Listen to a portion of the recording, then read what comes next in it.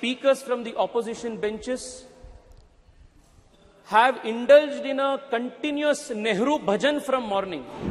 Every scientific achievement in India is credited to Nehru. Institute, CSIR, was brought under the Ministry of Industries and Commerce. It was because of Dr. Syama Mookerjee, the founding father of my party, the earlier avatar of the Bharatiya Janata Party, Sangh, that the country's earliest scientific establishments were strengthened and gotten strengthened at the root level.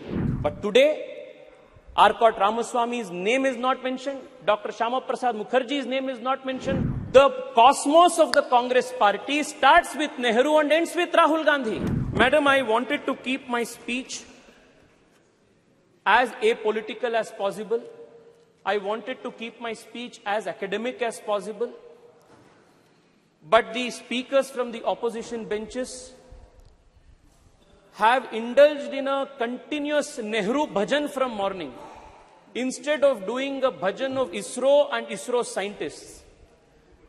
And that is leaving me with no option but to correct and place before this honorable house, this august house, some very important facts about what was the contribution of certain figures whose hagiography is trying to be written today by members of the opposition. An impression is made to be given that everything scientific in India, all scientific achievements in India, whether it is ISRO, whether it is DRDO, whether it is CISR, whether it is IISc, every scientific achievement in India is credited to Nehru. But the reality is far from that. Madam Speaker, I want to highlight to you the fact that most of the scientific institutions that are a nation's pride today were all started by people in pre-independence India when Nehru had no role to play. And all those pioneers who had the grand vision to establish these institutions, even at the time of the British India, are not even mentioned, even cursorily, when the nation is celebrating its scientific prowess. I only want to take the example of one or two people. Kanimoyiji, I am quoting the example of Arcot Mudaliar, coming from Tamil Nadu. Please hear it out.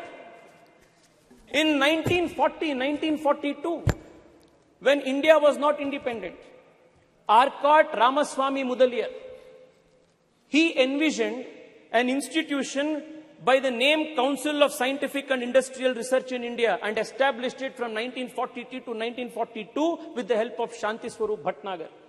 Nehru had nothing to do with it. Today, most number of patents in the country are filed because of CSIR, and it is one of the most important scientific research organizations in the country, and Nehru had nothing to do with it.